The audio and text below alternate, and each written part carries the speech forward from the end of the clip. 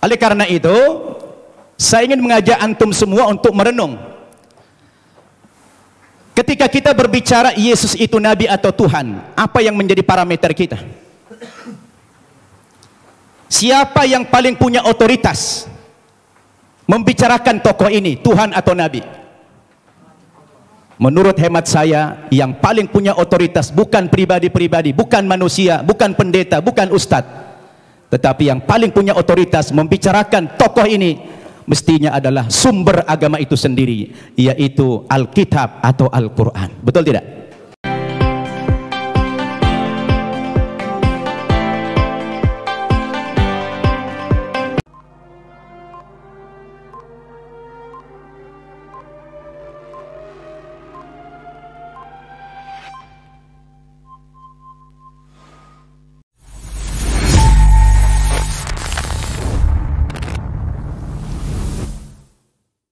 Assalamualaikum warahmatullahi wabarakatuh. Selamat sore kepada saudara-saudara kami dari umat Kristiani. Alhamdulillah, wassalatu wassalamu ala rasulillah wa ala alihi wa sahbihi wa mawalah, amma ba'd. Yang kita hormati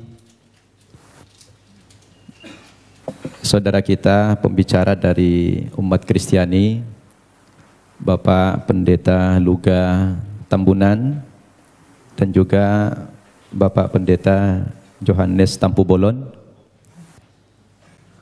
Juga yang kita hormati, pembicara dari pihak Muslim, Ustadz Haji Insan LS Mokoginta.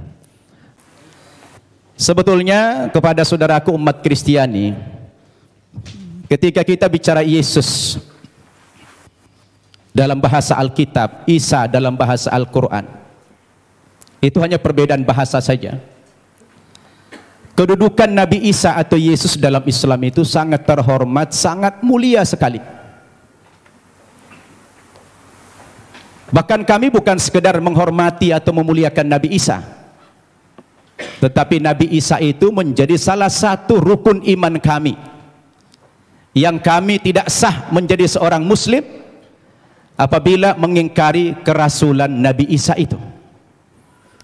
Tetapi memang kedudukannya dalam Islam, Nabi Isa itu adalah seorang nabi, seorang utusan Tuhan, bukan sebagai Tuhan, bukan pula sebagai anak Tuhan, seperti yang diimani oleh saudara kita umat Kristiani. Berdasarkan dalil yang begitu banyak, baik dengan pendekatan Al-Quran maupun pendekatan Alkitab. Saya ulangi, umat Islam wajib beriman kepada Yesus. Tidak sah iman umat Islam kalau tidak percaya kepada Yesus sebagai seorang rasul, sebagai seorang nabi. Bayangkan itu Pak Tambunan, Pak Tampu Bolon, batal imannya orang Islam kalau mengingkari salah satu seorang nabi itu. Makanya dalam sharing saya dengan umat kita Nasrani, saya selalu katakan begini, kalaulah seandainya agama Kristen itu yang benar, dengan tokohnya adalah Yesus, kemudian umat Kristen masuk ke dalam sorga, insya Allah umat Islam juga akan ikut masuk ke dalam sorga. Kenapa? Karena kita beriman kepada Yesus. Tetapi kalau Islamlah yang benar, dengan tokoh kita Nabi Muhammad yang juga mengimani nabi-nabi yang terdahulu, kemudian saudara kita umat Kristiani tidak beriman kepada kerasulan Muhammad, mohon maaf, terpaksalah saudara kita masuk neraka kalau akan masuk surga. Ini untungnya menjadi umat Islam. Kenapa? Karena apa yang mereka imani kita imani juga. Tetapi apa yang kita imani, mereka tidak imani. Itulah perbedaan yang mendasar antara kita dengan umat Kristiani. Hanya persepsi tentang Nabi Isa, dia Tuhan atau Nabi. Berdasarkan ayat-ayat Alkitab yang sudah dipaparkan begitu banyak oleh Ustadz Insan Mokoginta tadi, ternyata ratusan ayat yang kontradiksi. Ada yang mengatakan Nabi Isa itu Tuhan, ada yang mengatakan dia Nabi. Oleh karena itu, saya ingin mengajak antum semua untuk merenung. Ketika kita berbicara Yesus itu Nabi atau Tuhan, apa yang menjadi parameter kita? Siapa yang paling punya otoritas membicarakan tokoh ini, Tuhan atau Nabi? Menurut hemat saya, yang paling punya otoritas bukan pribadi-pribadi, bukan manusia, bukan pendeta, bukan ustadz, tetapi yang paling punya otoritas membicarakan tokoh ini mestinya adalah sumber agama itu sendiri, yaitu Alkitab atau Al-Quran. Betul tidak? Harus sumber agamanya itu yang menjadi tolok ukur. Sekarang kita pertanyakan, dari dua kitab suci ini, Al-Quran maupun Alkitab, yang mana yang memenuhi kriteria sebagai sebuah kitab suci? Nah, ini perlu kita uji. Ini perlu kita uji. Kita capek bicara ngalur ngidul, mengangkat dalil-dalil. Kalau dalil itu tidak representatif, tidak rasional, saya pikir juga percuma. Sekarang kita harus bicara dari dua kitab suci ini. Kenapa dikatakan dia kitab suci? Coba Bapak Ibu saya tanya. Ada buku? Coba ada buku? Coba buku. Ya, itu aja, taruh, minjam dulu. Ya. Bapak Ibu saya tanya. Ini kata lainnya apa? Kitab suci. Oke. Ini apa namanya? Buku. Buku kan? Bapak Ibu saya tanya, ini sama ini bahan bakunya sama tidak? Sama-sama apa? Sama-sama kertas. Kenapa dalam penamaan jadi beda? Yang ini dikatakan kitab suci, yang ini dikatakan buku. Kenapa jadi beda namanya? Padahal bahan bakunya sama-sama kertas. Yang membedakan apanya? Ternyata yang membedakan kontennya, isinya. Dia dikatakan kitab suci karena memuat firman-firman Tuhan Zat yang Maha Suci. Kenapa dikatakan ini buku? Karena dia adalah buatan manusia dan manusia tidak ada yang suci. Betul tidak? Sekarang mari kita uji. Kalau kita sepakat apa yang membedakan buku dengan kitab suci adalah terletak pada kontennya. Kalau kitab suci itu adalah memuat firman-firman Tuhan. Ketika kita uji Bapak Ibu, 5 kriteria minimal kalau kita ingin menguji apakah kitab suci itu benar apa tidak. Yang pertama, sebuah kitab suci itu akan dikatakan benar apabila dia murni datang dari Allah, 100% datang dari Allah, dan tidak ada intervensi manusia di dalam kitab suci itu dalam bentuk kontennya, setinggi apapun otoritas manusia itu. Betul tidak? Termasuk di dalamnya Nabi. Makanya kalau kita baca Al-Quran, ini 100% firman Tuhan. Tidak ada perkataan Nabi Muhammad di sini. Perkataan Nabi Muhammad dimuat dalam hadis namanya. Tidak ada satu ayat pun di sini sumbangan Nabi Muhammad dalam bentuk isi. Ini adalah wahyu Tuhan 100%. Akan berbeda kalau kita baca ini Alkitab, di sini sudah tercampur, di sini ada perkataan Tuhan, di sini ada perkataan Nabi, di sini ada perkataan Rasul Paulus, di sini ada perkataan murid-muridnya, tercampur. Lalu di mana letak kesuciannya? Yang dikatakan kriteria kitab suci itulah murni datang dari Tuhan. Itu satu. Yang kedua, kriteria kitab suci itu dikatakan benar apa tidak? Apabila kitab suci itu ditulis pada zaman kitab suci itu datang, yang diterima oleh Nabi yang menerima kitab suci tersebut. Saya tanya, Al-Quran kapan ditulis?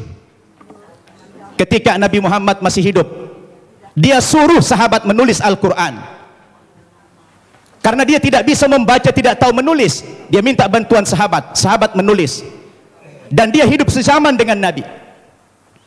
Begitu selesai ditulis oleh sahabat, dikonfirmasi tulisan dengan bacaan Nabi sama apa tidak, di cross check supaya tidak terjadi manipulasi. Kenapa? Karena kitab suci itu jadi pedoman. Sekarang Alkitab kita tanya, kapan ditulis? Lalu siapa tokoh yang menerima Alkitab? Alkitab ditulis bukan pada zaman Nabi Isa masih hidup, Tapi sudah sekian puluh tahun, bahkan sekian ratus tahun, Yesus sudah tidak ada di dunia ini, baru ada pembukuan Alkitab. Terus bagaimana seorang penulis akan mengkonfirmasi kepada yang menerima wahyu itu? Maka kemungkinan terjadi manipulasi sangat mungkin.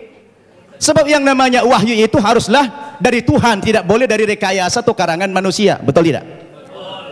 Dua itu kriteria, dan Alkitab gugur menurut hemat saya di situ. Yang ketiga, kriteria kebenaran sebuah kitab suci itu adalah seorang penulis wahyu secara moral haruslah orang yang jujur, terpercaya, bukan pendusta. Penulis Al-Quran adalah orang yang jujur. Sekarang penulis Alkitab, bagaimana Alkitab disandarkan kepada Yesus, disandarkan kepada Musa, disandarkan kepada nabi yang lain, sementara sang penulis tidak pernah jumpa dengan yang menerima wahyu itu? Bagaimana ini? Maka gugurlah kesucian kitab tersebut. Kemudian yang keempat, kriteria kebenaran kitab suci itu adalah apabila isi kitab suci itu tidak kontradiksi, satu isi dia. Kalau sudah bertentangan satu ayat dengan ayat yang lain, lalu yang mana yang mau dipegang? Masa Tuhan menurunkan tuntunan pedoman hidup bagi manusia, tapi manusianya malah bingung. Yang ini mengatakan Yesus Tuhan, yang ini mengatakan Nabi. Loh, yang mana mau diikutin? Ternyata kalau kita baca Alkitab sendiri, tidak pernah kata-kata dari Yesus yang muncul pengakuan bahwa dia adalah Tuhan. Kalau kita baca dalam Injil Markus pasal 12 ayat 28 dan 29, ternyata Yesus sendiri mengatakan Tuhan itu adalah Allah yang Esa. Itu ada dalam Alkitab yang sudah dibaca oleh Pak Insan tadi. Lalu siapa yang mengatakan Yesus Tuhan? Itu Paulus ternyata. Yang mengatakan dia Tuhan itu Paulus, bukan Yesus. Semestinya Yesuslah yang lebih berhak mengatakan kalau dia Tuhan. Rupanya kita baca dalam Alkitab, saya tidak tahu Pak Tampu Bolon sudah baca belum itu. Ya, kalau kita baca dalam Alkitab, ternyata yang mengatakan dia Tuhan itu adalah Paulus. Dalilnya di mana? Dalam Kisah Para Rasul pasal 2 ayat 36. Ya, Kisah Para Rasul pasal 2 36. Apa kata Paulus? Jadi seluruh kaum Israel harus tahu dengan pasti bahwa Allah telah membuat Yesus yang kamu salibkan itu menjadi Tuhan dan Kristus. Coba. Ya, siapa yang mengatakan Yesus Tuhan? Paulus. Kemudian dalam kitab Filipi pasal 2 ayat 11, dan segala lidah mengaku Yesus Kristus adalah Tuhan bagi kemuliaan Allah Bapa. Nah, dia yang mengatakan itu Paulus. Sekarang timbul pertanyaan, Paulus itu siapa? Paulus itu bukan muridnya Yesus, bukan sahabatnya Yesus, bukan pengikut Yesus, tapi Paulus itu adalah musuhnya Yesus. Nah, ini dia. Dan saya baca dalam Alkitab, ternyata aktor pendiri agama Kristen itu memang bukan Yesus. Yesus tidak pernah membawa agama Kristen. Yang mengatakan kata-kata Kristen itu adalah Paulus dalam Kisah Para Rasul pasal 11 ayat 25. Ketika dia mengajar di Antioquia lah pertama kali murid-murid itu dipanggil sebagai Kristen. Kristen artinya pengikut Kristus. Kristus artinya adalah juru selamat atau Al-Masih dalam Islam. Jadi Bapak Ibu yang saya muliakan, ini yang perlu kita jadikan sebagai alat ukur apakah Yesus Tuhan atau tidak. Kalau sudah kembali kepada Alkitab, saya pikir jelas semuanya. Maka kembali kepada kriteria yang tadi. Apa kriteria kebenaran sebuah kitab suci itu? Terakhir,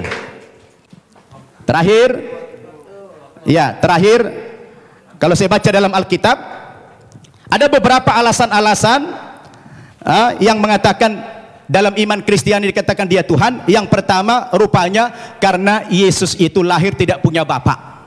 Karena ajaib dia lahir sehingga dianggap Tuhan. Lah kalau kita bicara logik, sebenarnya Nabi Adam itu lebih berhak menjadi Tuhan karena dia tidak punya bapak, tidak punya ibu.